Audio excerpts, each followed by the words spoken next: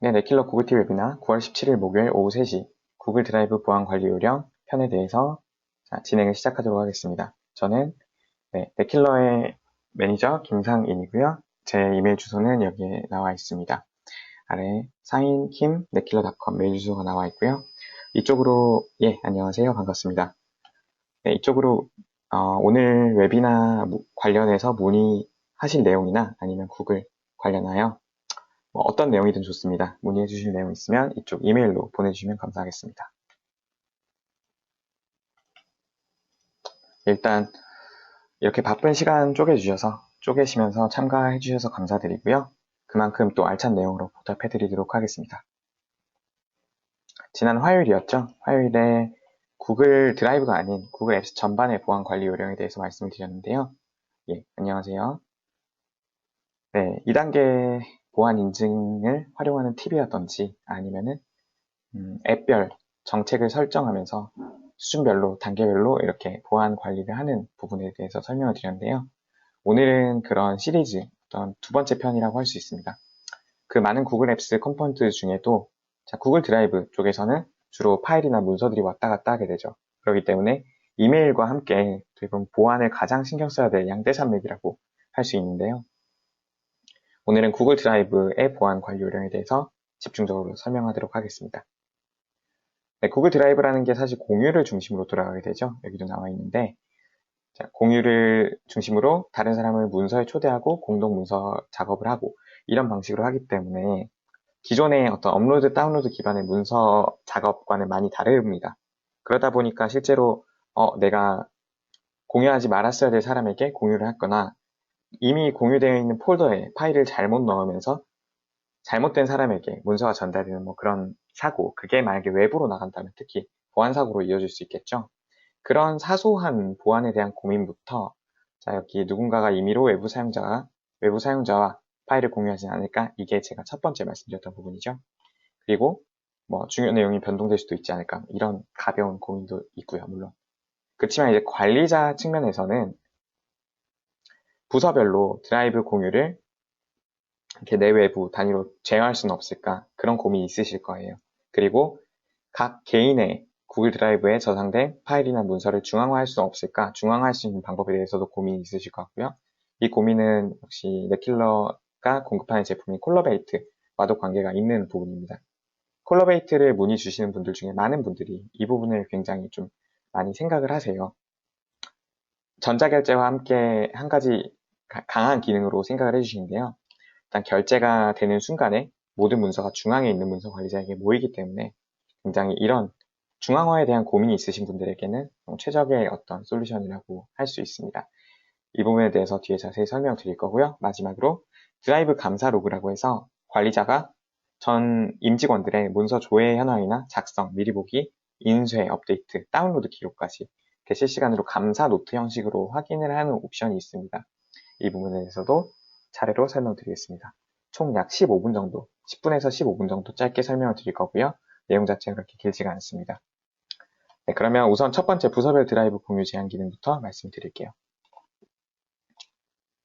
설명을 드리기에 앞서서 한 가지 소개드릴 내용은 부서별로 드라이브 공유를 제한하는 기능은 일단은 구글 앱스 4 워크 기본 버전에서는 제공이 되지 않고 구글 앱스 언리미티드 버전 그리고 구글 앱스 4 에듀케이션 교육용 구글 버전에서 적용이 되는데요. 두 부분이 어떻게 다른지 한번 보여드리겠습니다.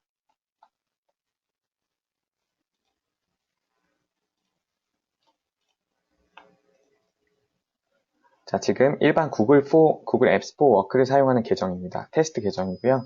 그 테스트 계정의 관리자입니다. 관리자 계정으로 접속을 저는 했고요. 여기서 일단은 보안이 아니죠. 관리자 콘솔로 이동을 하게 되면 회사 프로필부터 보고서까지 이렇게 쭉 메뉴가 나타나게 되고요. 이쪽에서 앱을 클릭을 하시고요. 세 번째 있는 앱, 그리고 구글 앱스를 들어가셔서 드라이브 쪽에 들어가시면 크게 공유 설정부터 소유권 이전 등 여러 가지 사항을 설정하실 수 있는데 그 중에 공유 설정을 클릭하시면 멜롱닷컴이라는 이 도메인이 있으면 이 외부의 파일을 공유하게 허용할 것인지를 지정을 할 수 있는 옵션이 여기에 있습니다. 근데 보시다시피 이렇게 멜롱닷컴이라는 도메인 단위 도메인 단위로 네, 공유 설정을 하는 것은 가능하지만 조직 단위로 이렇게 설정하는 옵션은 없죠. 자, 사용 중지라고 하면 멜롱닷컴의 사용자가 소유한 파일은 외부로 공유할 수 없다는 뜻입니다. 즉 외부로 공유할 때는 자동으로 이게 차단이 되고요. 관리자에 의해서. 자, 이런 식으로 조직 단위로, 도메인 단위로 공유 옵션을 지정을 하시게 되죠. 자, 하지만 구글 앱스 for Unlimited, 구글 앱스 Unlimited, 무제한 버전이죠. 무제한 버전을 이용하게 되면 자, 이거는 조금 다른 계정입니다. 지금 무제한 버전이고요. 세 번째 앱을 마찬가지로 클릭을 하시고 구글 앱스, 구글 드라이브 쪽을 클릭하시게 되면 마찬가지로 공유 설정 화면이 있습니다. 보이시죠?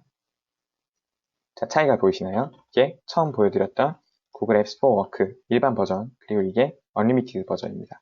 일반, 언리미티드. 왼쪽에 한 줄이 더 뜨는 게 보이시죠?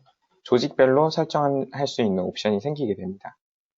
자, 그래서 collaborate.com이라고 되어 있는 이 도메인이 가장 최상위에 있는 도메인 주소고요. 그 밑에 있는 collaborate employees라고 되어 있는 부분이 내부적인 조직이죠. 각 조직입니다.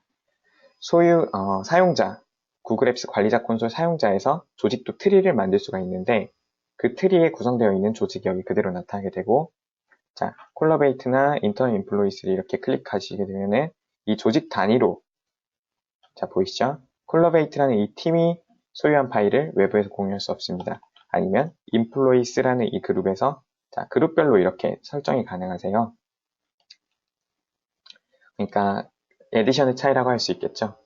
구글 앱스 언리미티드 버전에서는 도메인 단위가 아닌 조직별로 이렇게 공유 설정이 가능하다.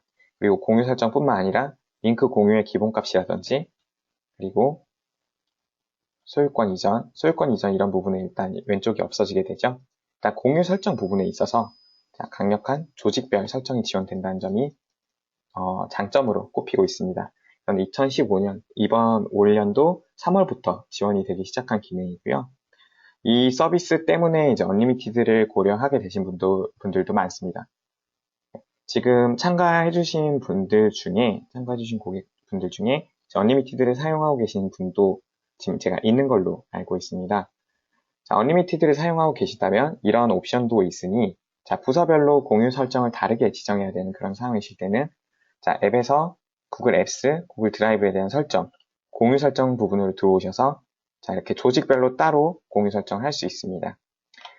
근데 여기서 주의해 주셔야 될 점은 자, 아무리 외부에서 공유를 사용 중지를 만약에 해 놓으셨더라도 그 조직 안에 있는 어떤 사람이 공유가 필요한 경우가 있겠죠. 그런 경우에는 문서를 다운받아서 이메일로 보낸다든지 이런 우회적인 방법은 사실 있습니다. 있지만 그런 것들 하나하나가 모이게 되면 어떻게 보면 업무 생산성 측면에서 좀 떨어지는 게 생길 수가 있습니다. 물론 우회적인 방법이 있어서는 안 되겠죠. 기본적으로 우회적인 거라고 하는 거는 언제까지나 어디까지나 우회적인 거기 때문에 공식적인 루트가 아니에요. 그러니까 여기서 정책을 설정해 주시는 부분은 가장 공식적인 거고요. 그리고 그 공식적인 부분을 좀 직원들의 생산성이나 효율성 부분을 좀 고려를 하시면서 같이 유연하게 좀 설정해 주시는 편이 좋습니다. 자, 그러기 위해서 또 제공되고 있는 옵션이 허용된 도메인이라고 해서 자, 사용 중지를 누르신 상태에서도 자, 특정 도메인 주소는 예를 들면 거래처, 자주 거래하는 거래처라든지 아니면 또 뭐 파트너사 이런 쪽이 있겠죠. 그런 쪽이랑 외부 공유가 자주 일어난다면 그 도메인을 화이트 리스트처럼 등록을 해놓고 예외 처리도 할 수가 있습니다. 자, 여기까지 이해가 되셨죠? 네. 제가 지금까지 설명드린 부분이 일단 첫 번째 부서별 공유 제한 기능이었고요. 이거는 내부, 외부 단위로 그리고 내부 조직 단위로 이 제한 기능을 적용하는 거에 대한 설명이었습니다. 그리고 두 번째는 문서 파일 중앙화인데요. 콜라베이트와 구글 드라이브를 결합한 형태 보안 강화 요령이라고 되어 있죠. 자, 중앙화가 어떻게 이루어지는지를 간단하게 보여드리겠습니다. 자, 지금 제가 첫 번째 보여드린 멜롱이라는 테스트 도메인의 가장 최고 관리자죠. 어드민 계정이고, 자, 그 안에 같이 있는 어떤 직원의 계정입니다. 자, 제임스라는 직원이고요. 이 직원이 콜라베이트 화면에 들어가서 문서를 생성하고 전자결제 올리는 화면을 보여드리겠습니다. 그러면 자, 어떻게 문서를 중앙화하는 건지 보여드릴 수가 있을 것 같은데요.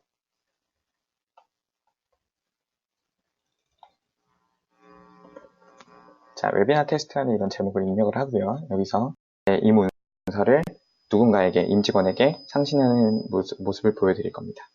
사용자 선택에서 조직도에서 원하는 사람을 고를 수가 있고요. 이런 식으로 자, 이 사람에게 수정 권한을 주고 저는 이 문서를 결제 협업했습니다. 네, 결제됐고요. 자, 그렇다면 이 문서가 소유권이 어떻게 변하는지를 한번 보겠습니다. 자, 일단 채번이 붙었죠. 문서에 채번이 붙었습니다. 그리고 웨비나 테스트라는 이름을 뒤로 갔고요. 이렇게 이 메인으로 들어가 보시면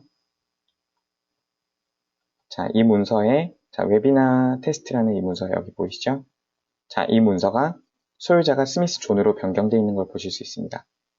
보이시죠? 채번이 붙고 그리고 제목이 연두색으로 바뀌고 그리고 소유자가 스미스 존으로 변경됐습니다. 그러면 제가 스미스의 화면에 들어가서 한번 보여드릴게요.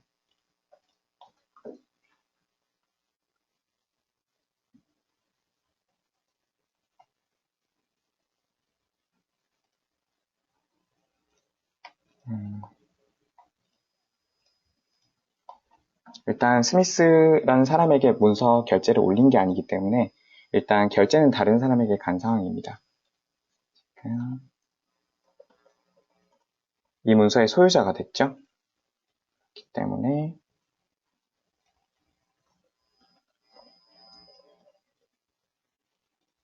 아직은 뜨고 있지가 않네요. 테스트.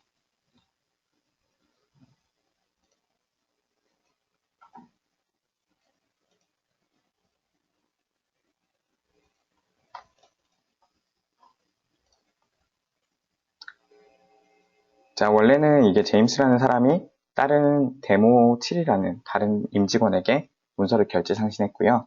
이게 문서의 소유자가 스미스 존이라는 사람에게 이동을 했는데 이 문서가 원래라면 자, 스미스라는 사람에겐 콜러베이트라는 폴더가 있습니다. 보이시죠?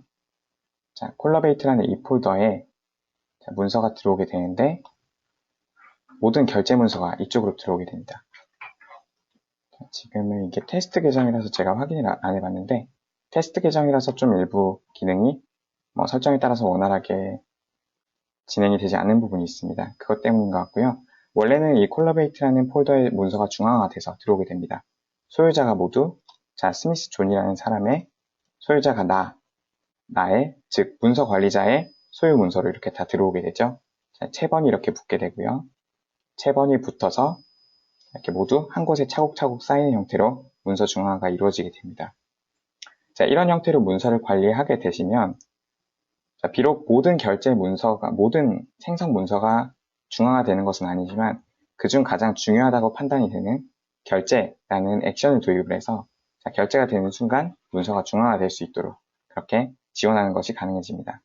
사실은 문서 생성 단계에서 모두 중앙화를 하게 되면 개인이 생성하는 어떤 언타이틀드라든지 그런 의미 없는 문서들까지 다 중앙화가 되기 때문에 나중에는 중앙화를 하면서 결국에는 관리를 위해 도입한 문서 중앙화 솔루션 자체가 오히려 더 많은 별로 불필요한 문서를까지도 싹 중앙화하는 그런 어떤 문제점을 불러올 수가 있어서 일단 콜라베이트에서 제공하는 기본 기능 자체는 문서 결제 시 중앙화되는 옵션을 기본 옵션으로 제공을 하고 있습니다. 자, 국내에서 콜라베이트 사용하는 분들 그리고 해외에서 콜라베이트를 사용하는 분들 모두 다 강력하게 좀 콜라베이트를 사용하는 이유 중 하나라고 여기고 있는 부분이고요. 자, 이런 부분도 구글 드라이브의 보안 관리에 있어서 좀 고려해 보시면 좋을 내용이라고 생각을 합니다. 그래서 이렇게 2번 내용으로 준비를 했고요. 그리고 3번 마지막으로 드라이브 감사 로그 부분에 대해서 설명을 드리겠습니다. 자, 드라이브 감사 로그라는 거는 일단 문서 조회부터 아까 설명드렸던 것처럼 작성, 어떤 문서에 관련된 모든 행위를 관리자가 관리할 수 있는 이런 옵션인데 이 옵션 역시도 아쉽게도 구글 Apps for Work 기본 버전에서는 제공이 되지 않고 있습니다. 자, 감사 로그 기능에 대한 설명을 간략하게 드리면 자, 일단 관리자 도움말의 설명을 잠시 좀 빌렸고요, 저는. 드라이브 감사 로그는 도메인의 사용자가 컨텐츠를 조회, 여기부터 공유할 때마다 기록됩니다. 라고 되어 있죠. 자, 이 감사 로그에 접근하는 방법은, 자, 관리 콘솔에 로그인하여 보고서, 감사, 드라이브를 클릭합니다. 라고 되어 있고요. 자, 어드민 콘솔에 들어가서, 자, 홈이죠. 어드민 콘솔 홈에서 보고서 부분에 들어갑니다. 보고서 부분에 들어가시고, 감사, 드라이브죠. 자, 감사 왼쪽에 있습니다. 근데 지금 여기는 드라이브가 없어요. 보시다시피. 자, 이게 왜 없냐면, 이 계정 자체가 구글 앱스 포 워크 일반 비즈니스 버전이라 그렇고, 이게 언리미티드 버전이 되다 보면은, 이제 여기 드라이브라는 옵션이 하나 생기게 됩니다. 이렇게 로그인이나 캘린더, 그룹스처럼, 자, 로그인 기록을 이렇게 보는 옵션이 기본으로 제공이 되고요. 이런 것처럼, 자, 캘린더도 이렇게 감사 옵션이 제공이 되는데, 자, 이것처럼 드라이브 역시도 활동 이름이나 활동 성명 이런 게 쭉 감사가 뜨게 됩니다. 그래서 왼쪽에 필터를 통해서 어떤 공유라든지 아니면 다운로드라든지 문서 조회라든지 이런 부분을 하나하나 선택하면서 감사를 할 수가 있죠. 근데 제가 지금 그거를 보여드릴 수가 없는 게 회사에서 지금 운영 중인 어떤 이 테스트 계정 자체가 언리미티드 계정이 제가 최고 관리자 권한을 가지고 있지 않습니다. 아무래도 저는 관리자의 권한을 가진, 저희 네킬러 내부적으로 관리자 권한을 가진 사람이 아니다 보니까 어떤 보안적 이슈 때문에 저는 최고 관리자 권한을 가지고 있지 않아서 자, 이렇게 관리자 콘솔에 들어오더라도 저는 보고서 부분은 볼 수가 없게 돼 있습니다. 그래서 제가 이거를 보여드릴 수 있으면 좋을 텐데 어떤 보안 관리상 이렇게 보여드릴 수 없는 점 양해를 부탁드리고요. 자, 언리미티드를 사용을 하신다면 이 드라이브 감사 로그라는 이 부분에 들어가셔서 제 링크를 복사를 해드릴게요. 자, 드라이브 감사 로그라고 구글에 검색해도 나오는 부분이고요. 여기에 보시면 어떤 필터, 어떤 정보가 표시되는지, 어떤 필터링이 가능한지 이런 부분을 확인하신 다음에 자, 이 기능을 유용하게 이용해 주시면 감사하겠습니다. 사실 드라이브라는 게 워낙 많은 사람이 이렇게 참여하는 공간이다 보니까 그런 이슈가 항상 많습니다. 누가 이 내용을 언제 수정했지? 이런 부분을 물론 개인 단에서 이렇게 업데이트 기록을 보면서 관리를 할 수도 있지만 사실 관리자분이 IT 관리자겠죠, 보통. 관리자분이 가장 위에서 그 보안을 위해서 그 내용을 좀 감사할 수 없을까? 실시간 감시까지는 아니더라도 감사 활동을 할 수 없을까라는 요구가 있어서 이것 역시 구글에서 올 상반기에 추가한 기능이고요. 이 기능은 Unlimited 그리고 구글 앱스 포 에듀케이션. 에듀케이션이 사실 기본 형태가 Unlimited 버전이죠. 자, 이 두 버전에 들어갔습니다. 구글도 언리미티드랑 일반 버전을 차별화하는 방법인 것 같아요. 제가 생각하기에는. 그렇게 차별화하는 일환으로 어떻게 이런 좋은 감사 기능 같은 거는 조금 더 고급형에 몰아주고 그리고 일반 버전은 조금 더 일반 버전으로 이렇게 딱딱 선을 긋는 것 같은데 우선은 구글 앱 스토어 그 기본 버전에 이제 이 기능이 제공되지 않은 것은 조금 아쉬움은 있습니다. 네. 전 제가 설명드릴 세 가지 부분, 부서별 드라이브 공유 제한이라든지 이것도 마찬가지로 구글 앱스 언리미티드에 제공되는 기능이었죠. 네, 1번, 3번 구글 앱스 언리미티드에서 제공되고 2번은 콜라보레이트와 구글 드라이브를 묶은 보안 강화 요령 이 세 가지 내용을 모두 설명을 드렸습니다. 지금부터는 관련해서 질문, 궁금하신 내용 있으시면 제가 질문을 받고 답변을 드리고 하는 자유 Q&A 세션을 갖도록 하겠습니다.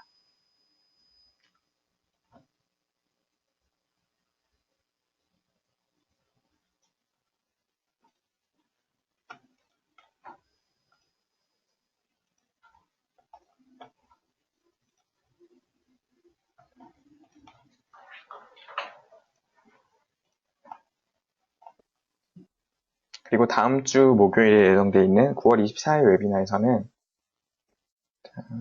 일정을 보여드리겠습니다. 네, 강의 일정 보시면 다음 주 목요일에 2015 하반기 구글 업데이트 내용 소개라고 되어 있죠. 다음은 조금 구글에서 보통 하루에 평균 2-3개 정도 업데이트가 계속 나오는데 그 업데이트 중에서 좀 가장 중요하다 싶은 거 예를 들면 구글 독스에서 얼마 전에 실시간 학술 정보를 찾거나 어떤 리서치 내용을 찾는 그런 리서치 기능이 추가가 됐고, 음성을 그대로 구글 독스에서 인식하는 그런 내용도 같이 추가가 됐습니다. 그런 식으로 업무에서 활용하시면 좋은 그런 팁들 위주로, 생생한 팁들 위주로 핵심 업데이트 내용을 소개하는 시간을 가져볼 거고요. 아직 자세한 내용은 업데이트가 되지 않았습니다. 예, 그 내용을 선정을 해서 이쪽에 공지를 해드릴게요. 그러면 참고해 주시고 다음 주 목요일 오후 3시에 참가해 주시면 되겠습니다. 업데이트 내용 확인할 수 있는 곳은요. 저도 그걸 북마크 해놓진 않았는데 이렇게 들어가 보시면 자, 구글 앱스 업데이트 어널트라 해서 구글에서 공식적으로 운영하고 있는 블로그가 나오게 됩니다. 구글 앱스 updates.blogspot.com 네, 이 내용을 자, 복사를 해드렸고요. 아쉽게도 한글은 지원되지 않습니다. 한글은 지원되지 않고 그리고 이 업데이트 내용을 캘린더로도 보실 수가 있으세요. 그거는 업데이트 캘린더라고 치시면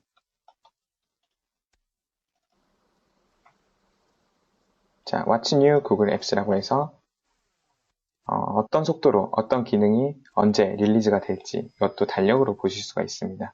깔끔하게 해놨죠. 이런 부분도. 자, 예를 들어서 제가 아까 설명드렸던 내용이 이 내용이에요.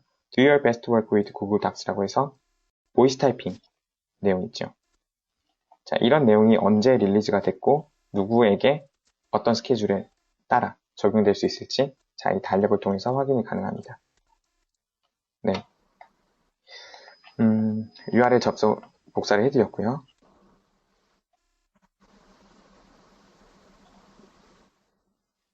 네, 그리고 지금 참여해주신 세 분 중 제가 한 분이 어디서 참가해주신 분인지 아직 파악이 안 돼서 인사를 제대로 못 드렸습니다. 네, 맞아요. RSS 피드 가제에서 불러올 수도 있죠. 네.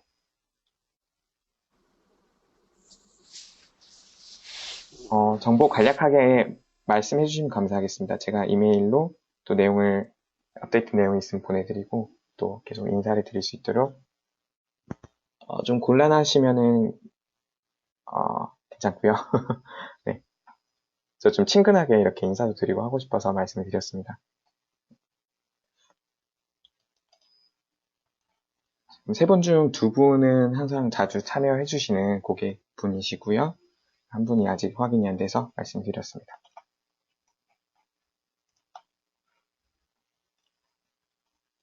이런 내용이 한글로도 제공이 되면 참 좋을 텐데, 그쵸? 물론 번역을 하면 번역도 되긴 합니다. 이렇게. 완벽한 형태는 아니지만 그래도 내용은 이해는 되시죠?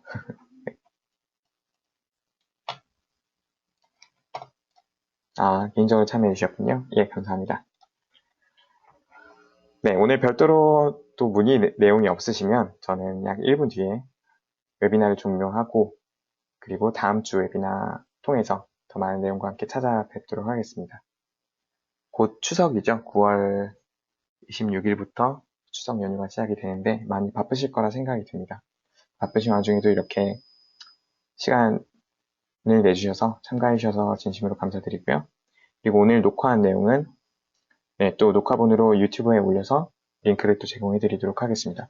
중간에 좀 인터넷 커넥션 문제 때문에 문제가 있었던 거는 한 2분 정도 잘라서 올려드릴게요.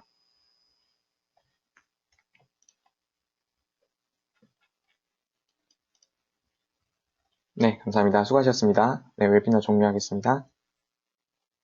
즐거운 하루 되세요. 감사합니다.